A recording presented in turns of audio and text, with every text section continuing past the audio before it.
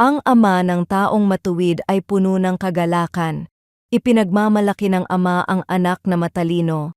Sikapin mong ikaw ay maging karapat-dapat ipagmalaki ng iyong mga magulang at madudulutan mo ng kaligayahan ang iyong ina.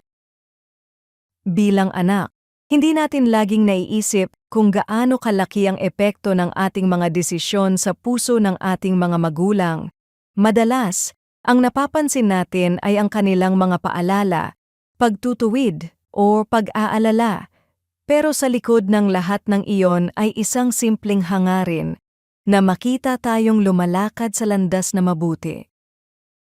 Ito ang larawan na ibinibigay ng Proverbs chapter 23, verse 24 to 25. Ang kagalakan ng isang magulang ay hindi lamang nakikita sa matataas na marka, magandang trabaho, o maraming tagumpay ng anak. Higit sa lahat, nagagalak sila kapag nakikita nilang ang kanilang anak ay namumuhay ng may karunungan at katuwiran, isang buhay na may paggalang at pagsunod sa Diyos. Marahil darating ang panahon na makakalimutan ng iyong mga magulang ang mga medalya, parangal, o iba pang tagumpay na iyong natanggap. Ngunit hindi nila madaling malilimutan ang makita kang gumagawa ng tama kahit mahirap, nananatiling tapat sa Diyos kahit may tukso, at namumuhay ayon sa Kanyang salita. Iyon ang mga bagay na nagbibigay ng tunay na kagalakan sa puso ng isang magulang. Sa panahon ngayon, madaling isipin na ang tagumpay ang pinakamahalagang maibibigay ng isang anak sa kanyang pamilya.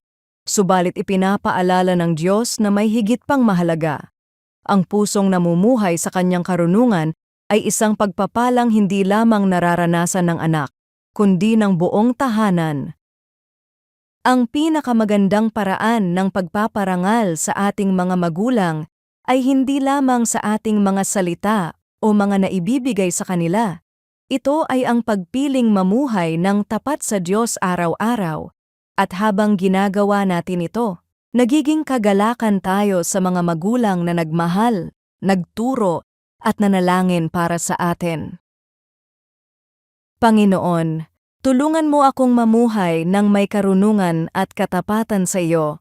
Naway ang aking buhay ay magbigay luwalhati sa iyo at maging kagalakan din sa puso ng aking mga magulang. Patuloy mo akong akayin sa landas na nakalulugod sa iyo. Ito ang aking dalangin sa pangalan ni Jesus. Amen.